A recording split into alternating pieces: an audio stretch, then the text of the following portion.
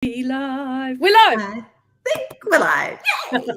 Here we are. Happy Friday. Happy Friday. I've been like so excited all week. I've been counting down the minutes to this. So Me too. this is my amazing, beautiful friend, teacher, compadre in business and all things wonderful, Yvette. Yay! I'm so excited. And for all of the Americans who are watching, Yvette is winging to us from England. So it's like Friday night there for you. 6 o'clock. Yeah, 6 margarita o'clock time Friday. if I drank. Yeah. Oh my goodness. Friday night. This is how much she loves us, that she's doing this on a Friday night. And It's so so good. I'm so excited. All right. So I want to jump right in because yeah. So our little tagline here is don't hold your breath. And literally, right? Because for those of you who are not familiar with breath work, it's like it's not just something we do. It's really not. Yes, we all technically breathe, but a lot of us are walking around holding our breath. Mm-hmm. Yeah. A lot of the time. And I was one of them. And I still do, but the work I've done with you and the discovery work I've done in breath work has shown me when I'm holding my breath. And so it feels very timely to talk about breath work. I'm hearing about it a lot. I was first introduced to it 2 or more years ago through our mutual friends and coaches, Donna and Cheryl, who are amazing. And that's where you and I met, and we started doing breath work there together, just like this via Zoom during COVID, and it has changed my life. And I am a believer in breath work now. I am just, it's fully changed my life. And I've heard from a lot of other people, and for those in business, surprisingly, a lot of people, well, surprisingly to me, maybe not to them, people in business are now starting to deploy breath work and hire coaches and teachers in breath work to help them in their business. And so that's where I just wanted to get the expert on to teach us something, to educate us in why it's important to breathe and how a lot of us aren't breathing properly, and just the impact that can have in our lives, our health, our business, our careers, our success, because learning how to breathe can help across the board, right? 100%. Yeah, 100%. So talk to me about that. Tell me a little bit about your journey. And there's a whole bio, and I don't have it handy. It's okay, don't worry. We're going to put it somewhere. You're amazing. You are multifaceted. You're a Kundalini master teacher. What's the title? Yeah, it's KRI international Kundalini teacher. Yeah, so I studied through a place called Ice Sky Yoga. But yeah, do you want me to just hop in and oh, please teach us something. So I came across this form of yoga. Oh gosh, actually, where's my certificate? It's actually up there when I studied for it. So it would have been around 2009. And then I actually decided to study to be a teacher, which was quite intense over 2009 to 2011. And it was really quite cool, actually, because our cohort qualified on 11-11-11, which was just, if you're into the numbers, you're into the numbers.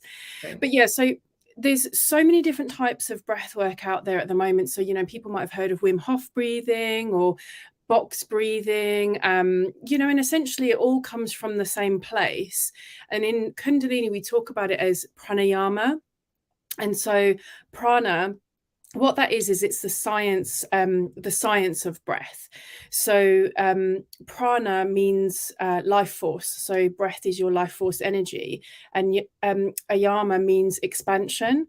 So breathwork is all about your expansion in some way, shape or form. And to your point about what you were saying around we don't breathe properly, there's a couple of things with that. So there's, you know, when you feel tense, you'll feel like you're taking short breaths and you're in your sympathetic nervous system.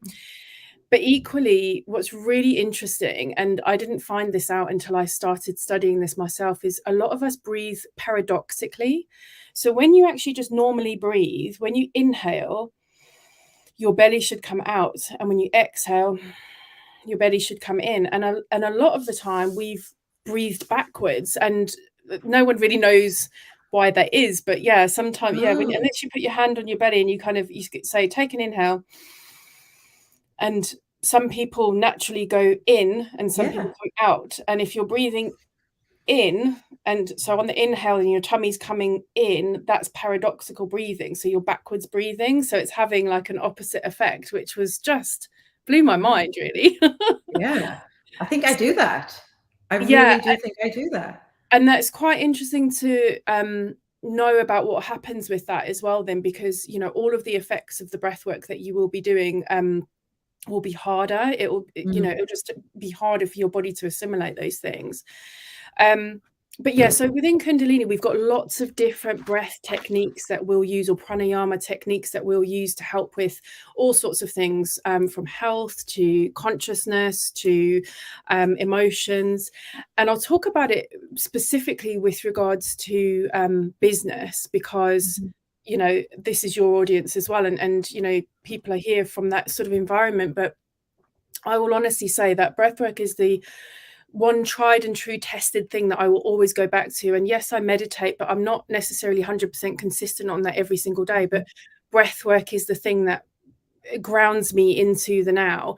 And there's a few different ways and things why we do that as well. So just a little bit around sympathetic and parasympathetic nervous system. So your sympathetic nervous system is it's like your gas pedal of your body. It's the kind of thing that gets your heart rate going. It's the thing that gets your breath going. It's fight, flight or freeze, as you've probably heard of before. So, you know, back in the days when we were being chased by tigers and what have you, very important, because then what happened would be the tiger would go and the sympathetic nervous system would come online and you would chill out. Whereas we find ourselves in this modern world in this constant state of stress, you know, and so that fight, flight or freeze can be sat while you're sat in front of your computer, kind of, you've seen an email come in and you're thinking, oh my God, I've got to deal with that or whatever. So the parasympathetic rest and digest nervous system, breathwork brings that back online and just brings some things into balance. So what I wanted to do today, I think, because I really want to give everyone like a practical, if that's okay. So I wrote down, please remember to ask Yvette if she'll do something with us, because I hadn't asked you if you would do that. Yay. Yeah. Okay. We're like, do. But what I want to do is give like a few different versions of it, because that was the thing that got me when I got into Kundalini. I'll never forget the first class I went to, because it was really cool at the time. My yoga teacher had a studio over in Portsmouth near where I lived, and she was teaching all the genres of yoga, and I hadn't gone to a Kundalini class. And I was going through a really tough divorce at the time. And she said, come along to it. She said, just keep an open mind. And I'm thinking, how crazy is this class? And it was nuts. It was bananas. Like the first time you go in and, you know, you're using hand mudras and you're chanting. And I was like, okay, but I like how I feel, so I'm just going to go with this. But part of every Kundalini class is breath work or pranayama. So I've actually written down, let's see if we can get through them. What have I got? I've got five different ones for different things. So if we go with that, right? So when people talk about long, deep breathing, you just kind of go and you think you're long, deep breathing. I just want us to be a bit more conscious about that at the moment. And specifically, if you're feeling any stress in your day, Mel Robbins on her podcast the other day had a psychologist on and was talking about anxiety, and he said we traditionally treat anxiety from the neck up, but actually we ought to be treating from the neck down. So everything is shown to you by your body. So if you feel anxiety or anxious, or you're having a day where you kind of need to bring your sympathetic nervous system back online, feel where that is. For me, it's always in my heart and my tummy. So I just invite you just to pop your hand on your heart and your tummy.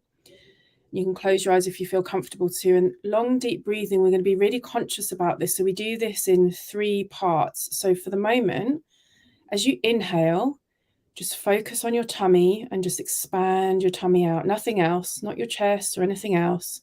In and out through the nose.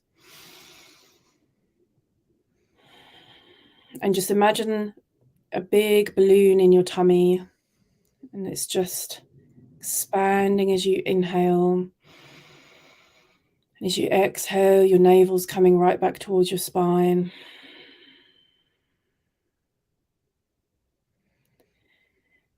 And then as we move on to the next part of the body, don't breathe into the stomach, breathe into the side of the ribs. So imagine your ribs expanding outwards to the side. So you're breathing out to your sides, in and out through the nose. Just into that area.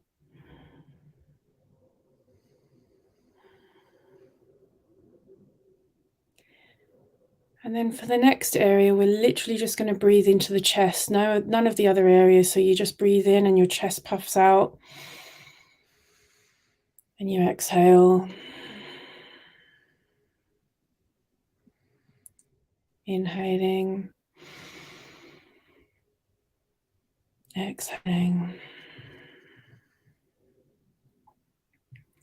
And now for the next breath, we're going to put that all together. So you're going to inhale deeply into your stomach, expand your tummy, expand your ribs, up into the chest. So it's a really full breath. You feel it right into the top of your chest, into your clavicle.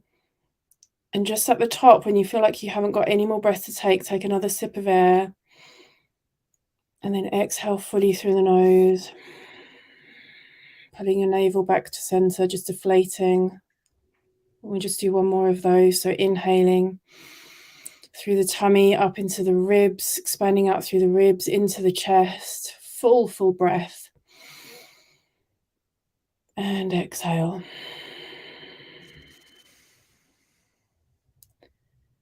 Okay, we've done that really, really quickly, but that is what a long, deep breath should be. So just to get you into that and visualizing tummy, ribs, chest. And so I don't know how you feel after doing that, but that's the breath for me that grounds me, that's very calming, because you're taking long, deep breaths and you're kind of into every area of your body. Yeah, no. So here's how I feel, and for anyone doing it. So I was a little heightened getting on here because we're going live, and I'm like, and I do everything last minute, like I was running in 30 seconds to spare. So I was a little, and when I opened my eyes, I kind of forgot everyone else was here but you and me. It was like, it's just us. And it had totally kind of centered me and calmed me, which what then it immediately made me think was, if you're going into like a stressful situation, like a meeting, or going to get on a phone call, or if you've got to present in front of people, if you took a minute somewhere to do this, it would, kind of calm everything. Oh no, we lost Yvette. Oh no, we lost Yvette. I thought she was very quiet. We'll see if she pops back in here. Because we're still live. And so you just get me right now. And hopefully Yvette, I'm going to check, because she often has signal problems. This is live TV, people. Yay! Oh, I'm sorry. Mercury's in retrograde. Okay, so I'm like, live TV, people. I was talking away and you were just very stoic looking at me, and then all of a sudden you disappeared. And I was like, wow, she's really taking what I'm saying on board.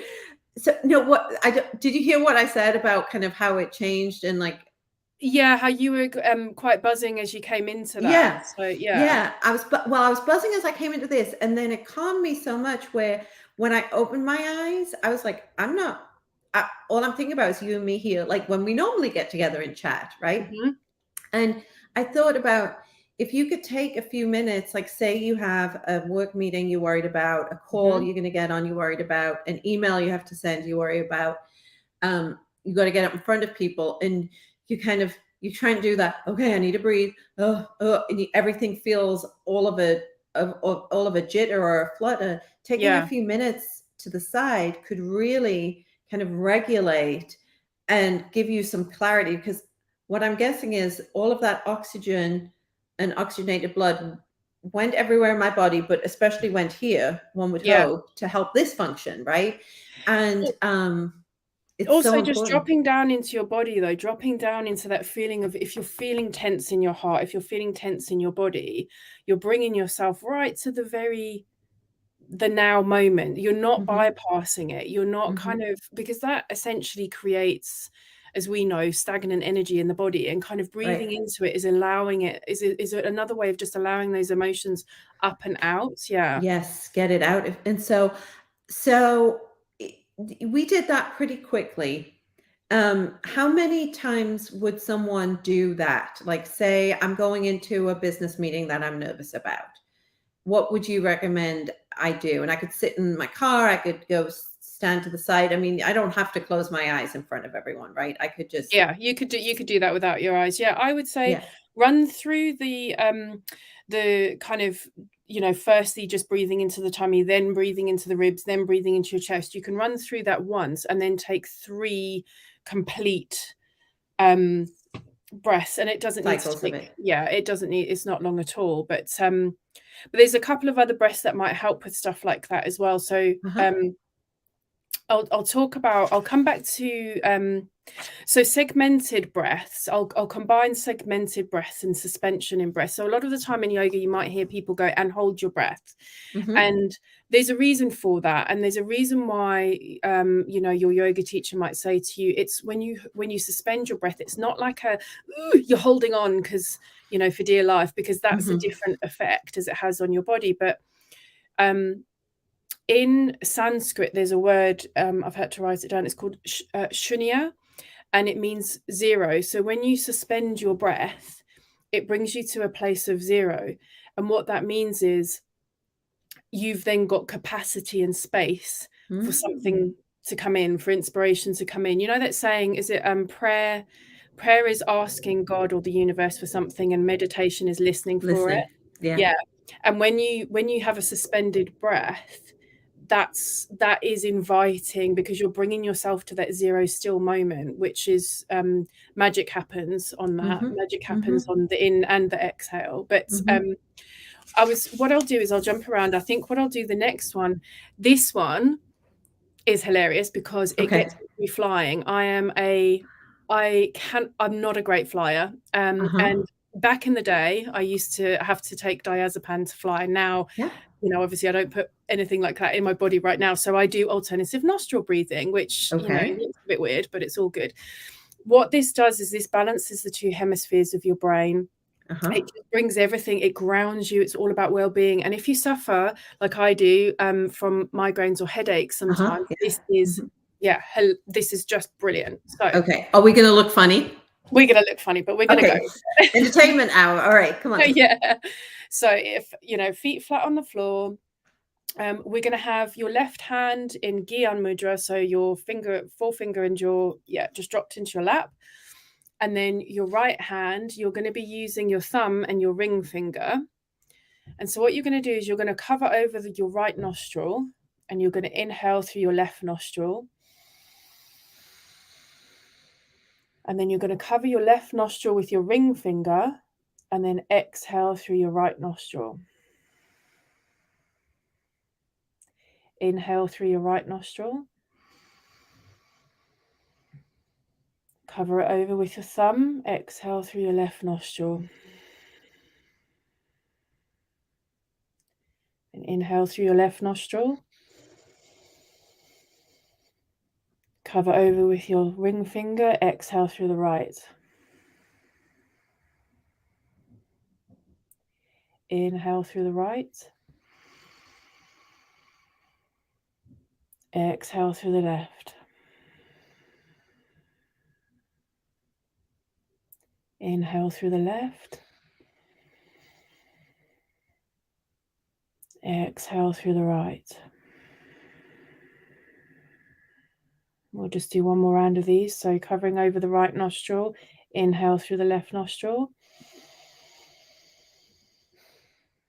Exhale through the right nostril. And then you can just bring your breathing back to normal in and out through the nose. And you can just open your eyes when you're ready. That was again a really short version of that, but you can do that. I normally do it about 5 to 7 minutes on a plane when I'm taking off and landing and I'm okay. It really, really helps. And what's the significance of this in my lap? So Gyan Mudra, each of your fingers relate to a specific area, and so Gyan Mudra is the most popular one. This is your Jupiter finger, all to do with knowledge. So just popping that into your lap kind of keeps the focus of your mind really. So your hand's not doing anything else; it's just channeling in any wisdom that you need at that point in time, and just allowing and because your hand will be open as well, that's a receiving as well. So you'll be kind of in your lap, receiving, calming. And generally speaking, if you're doing this breath, you'll have something that you're trying to calm down in your head or something that you're trying to achieve. So you're kind of really dropping into that. So you do it when you're nervous on a flight. Again, it could be like someone nervous about something at work or a conversation they have to have, or when you're just in your own head and overthinking. Yeah. And it balances out both sides of the brain and kind of oxygenates that. Yeah. And is it like the alternate, like having to do the back and forth, you have to keep thinking, right? Too. Yeah. And so it also there's so much we could talk about here, but just a quick one on this as well. The central energy channel that runs up your spine is called the Sushumna in Sanskrit, and then there's two interweaving energy channels that kind of link outside of your spine, that kind of Ida and Pingala, and it relates to the divine feminine and the divine masculine. And the alternative nostril breathing actually brings vitality into those Ida and Pingala channels as well. So it literally vitalizes everything, you know. Any breath does that, but this particularly, because you're focusing. Your ring finger relates to the sun as well, and that's called Surya energy. And sun energy is like the energy to go forth and do things. The moon energy is all about kind of divine feminine. The sun energy is divine masculine. Sun energy is about single focus, you know, get stuff done type energy. Ooh, so yeah, I love it. Okay, do you have more? Yeah, so I've got like one. Let's do one more. We'll combine segmented breaths with suspended breaths. Okay. So I've written them down because I always get them back to front. So you would have seen this in like block breathing or square breathing and what have you, but they do different things. So and we'll go through them. So the first one, we're going to breathe in like little sniffs for 4 parts, and then we're going to exhale for 1 part. Now this is an energizing, healthy breath. So you would sit, you can have your hands however you like, and you would just go.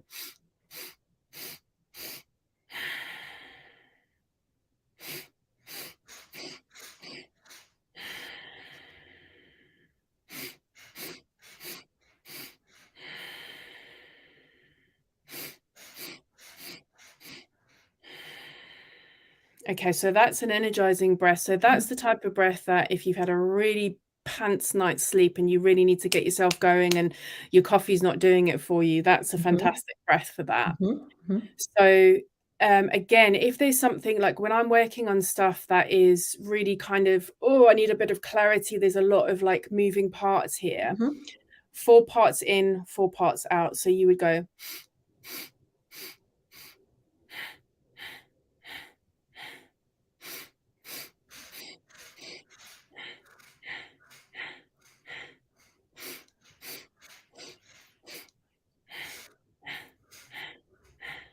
Okay. So that clarity and kind of revitalizes. Is that? Yeah, all of the breaths revitalize. That one feels a little bit more, it gets you a tiny bit dizzy. I mean, the idea is not to be dizzy, because that's, bring your breath back to normal. But that clarity, it just single focus again, that brings you into the space. Now, calming would be 8 breaths in, 8 breaths out. This is technology now. My mum's trying to ring me on there. I hope that's not interrupting. Hi, Yvette's mum. But what I wanted to do was, let's do, we're going to do, this is like extreme calming. So we'll do 8 breaths in, and we're going to hold for 2, 8 breaths out, and we're going to hold for 2. So it's a pretty long breath. So if we go.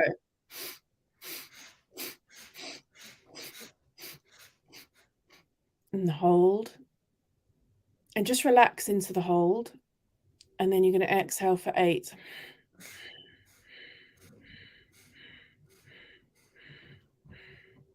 And then just don't breathe in. Keep the breath out and held. Okay, and we go again. 8 in.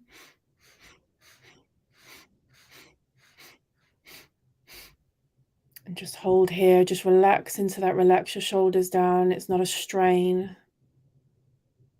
And then we exhale for 8.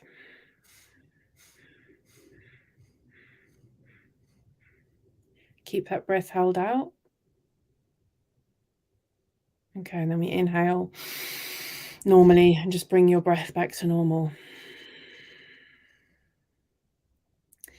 The only other one I wanted to show you was, if you need to let go of something, if you're really kind of hanging on to, someone said something to you in a meeting, or whatever, pesky colleagues, or nightmare clients, or whatever, the thing that you're hanging on to, you would reverse some of those breaths. So you would do 4 in and 8 out. So you would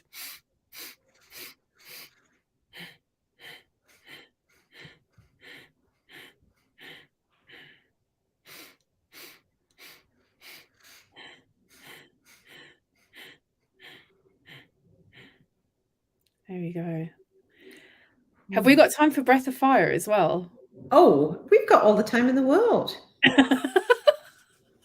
Like, hey, this is us hanging out here, so people can come and go, and I'm going to be watching. So that, yes, because I've got some questions for you. So yes, please. Oh, good, come on. good. Let's do it. So those segmented breaths, they're really kind of easy ways just to tap into what it is that you're looking to do. I think the thing with breathwork as well is, use it as a tool, use it as something that you have in your toolbox. You know how you have if you're into any sort of self-development, you'll have tools that you use for certain things. And I remember doing this when I had big corporate jobs as well, and I would be in the bathroom doing long deep breathing and the Amy Cuddy thing, where I would stand with my arms open. Yeah. But the last one is breath of fire. Now this is such a beloved breath for anybody that does Kundalini, and it releases toxins. Think of it as what it is. Breath of fire is burning stuff up, and because it really focuses on the solar plexus, which is where we hold a lot of our anxiety and nervousness and what have you, from a emotional perspective, it kind of burns through those things, i.e. allows them to be released out, and you're not hanging on to them. From a physical and physiological perspective, it also helps with digestion, like actual digestion in your body. And where are our solar plexus, just for anyone? So it's just above where your belly button is. Okay. So yeah. So that makes sense, because a lot of people, when they're nervous, anxious, angry, all of the stuff, you feel it here. Yeah, I do. You feel it here. Yeah. So that's that knot in your stomach feeling, that feeling. Yeah. Okay. And I think with breathwork as well, it's like a like if you've got a toddler who's just angry and tired, and you do what you can to soothe that toddler, because that's your job as a mum, right? Well, breathwork is you soothing your inner toddler at the end of the day. That's how I view it. So breath of fire's quite intense. So initially I would just say, just pop one of your hands on your belly, just where your belly button is. The focus will always be on the exhale. So it's a very fast breath. You don't worry about the inhale. The inhale will take care of itself. It's all through the nose and it's fast. And as you're doing it, you're pumping your navel at the same time. So it's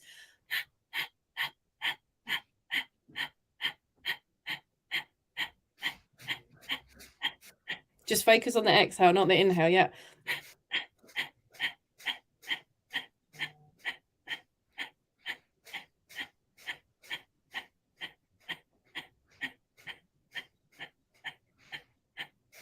Okay, and inhale.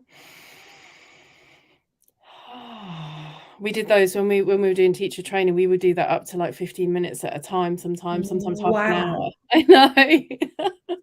And, you know, I could see myself and I'm like, oh, I need to shut my eyes because that is one ugly face I'm pulling. and, but wow, that I do feel kind of a releasing right here.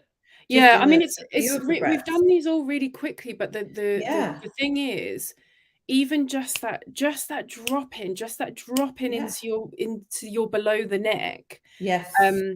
You know, and I've had, periods of time where it doesn't happen too often anymore, but where I've had panic attacks. And the only thing that can kind of get me straight again really is either that really, really, really long, deep breathing where I'm kind of breathing out. Breathify is not good for panic attacks, by the way. That's it's more the other way around. Or the alternative nostril breathing. Because what you're doing is you're kind of calming your parasympathetic nervous system that's just kind of going bananas. So yeah, this is fabulous. So okay, so can I ask some questions? Yeah, go for it, please do. So how I'm all about habit creation and making it small, simple little shifts, like I say, like brushing your teeth, where you get the point where you just don't even think about it anymore, and it's not it doesn't feel like a whole lot. Because if we said, okay, go away tomorrow and start meditating for 30 minutes, doing all of these breath work things, journaling, blah blah blah, do some yoga, go for a walk, that's a lot, right? And so just for someone who wants to start bringing breath work into their daily life, what's your advice on how to make it part of your habit? Is it a morning routine? Do you prompt yourself throughout the day? How did you start making it part of your everyday life?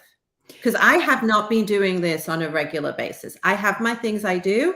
I want to start adding breath work as one of my daily habits. So how would I do that? Yeah, and I think that's important as well, isn't it? Because recognizing, like, not making it a chore. And so I didn't know this until recently, but when you wake up in the morning, I'm going to forget the name of the hormone, the hormone that causes stress. Cortisol. That's it. Yeah.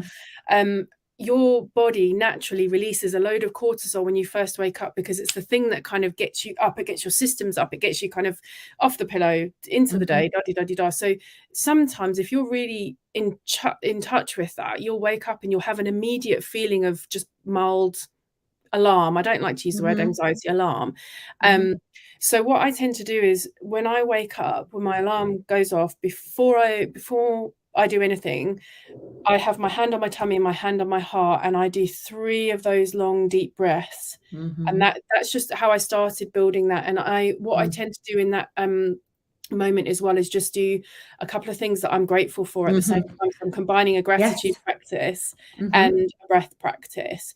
And that's enough. Like if you haven't got breath practice in your day or whatever, that's fine. What you'll tend to find as you progress through that, and you're doing that in the morning, your body naturally will then kind of go, if you're having a moment during the day where you're like, oh gosh, my tummy's got butterflies, my heart feels really quite like there's a weight here, naturally you might go, oh, I'm just going to drop into that a sec, I'm going to put my hand here, and because by putting your hand somewhere, you're bringing your mind goes where your breath goes. Yeah.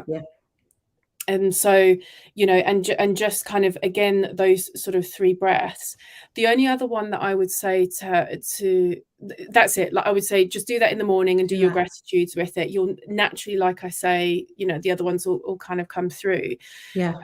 The only one I would say is, if what really helped me when I was in the corporate roles, and you know that feeling that you get when you get home from work, you've had one of those days and you just think, wow, it's been a whirlwind and it was stressful and I don't see light at the end of the tunnel and there's so much work going on and I really just don't know how to get out of this.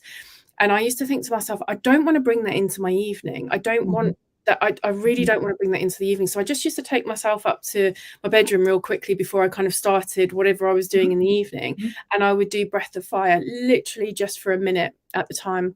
Because what it did was it just burnt up all of that stuff of the day. It just shifted the energy, burnt off the and not to say that stuff goes. I mean, it's still no. But you know, it just, so that would be, if you're in a situation right now where you can't see light at the end of the tunnel, you're on a really big project, or you know, whatever the situation is. Right. And it's taking a minute, right? Just to yourself. Everything we're working towards here is about self-care so that we can be the best versions of ourselves, and finding those little doable things. We're not saying take yourself off to a retreat for a week. Not everyone can do that and, you know, go connect. And this is little things that anyone can do throughout the day, but you have to decide you're going to do it, you know? So for me, it's like, you just gave me a great idea, because this is something I talk about all the time every morning before I get out of bed. And I encourage everyone to do it. Just close your eyes and give thanks, and thanks for anything, and just say thank you sometimes, and lay there for a minute before you hop up. Think about your day. Picture your day going well. Picture some things that come. That's a perfect coupling thing I can do now, you know, because I do that every morning now. So now I just add a breath piece to it. I set alarms throughout the day to do a little check-in. Oh, that's a good idea. You know, so it's just a check-in. How are things going? What's going? And it pops up on my calendar, usually mid-afternoon. What's going well today? Or I can't remember what my phrase is. What's going great today, I think.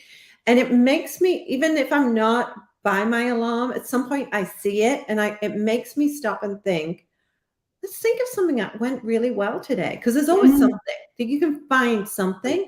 And that could be a good time to do a little check-in. Or like you say, I think if we can get into the habit of tuning into ourselves, and because I think so many of us have been going, hustling, driving, you know, pushing through, because that's what we're conditioned to do to be successful.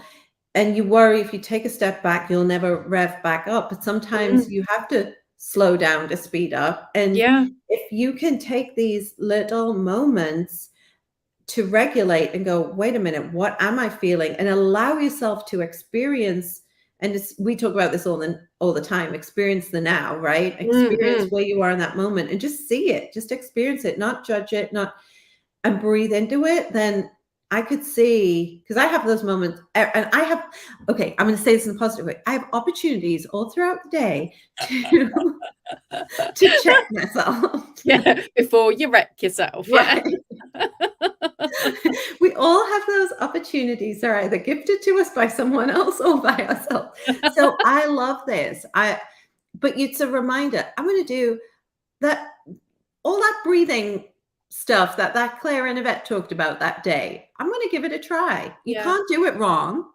And that's the thing, is it doesn't need to be, you don't have to embark on, like you say, you know, a mission to the top of a mountain in Tibet to do it. You know, it's when I first started learning how to do this, if I remember back then, I'm sure I was still smoking then as well. I was a heavy smoker, I was a heavy drinker, I was going through a divorce, and that stuff saved me. It really did. Like, you know, I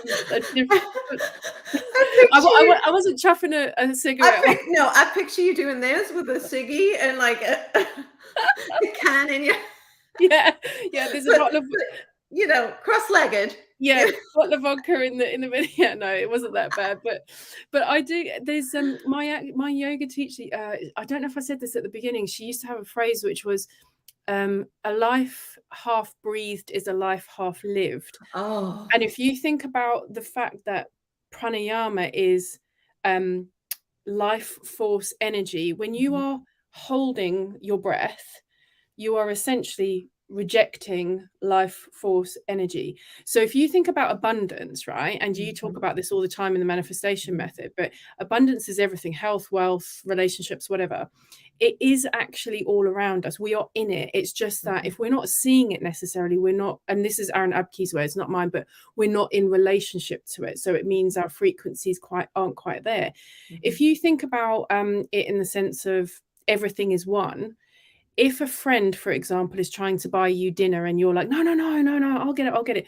You are rejecting abundance from yourself to yourself, because we are all one. I mean, that's a bit like trippy, but if you think about life force energy in the same way, holding your breath is essentially pushing away your vitality.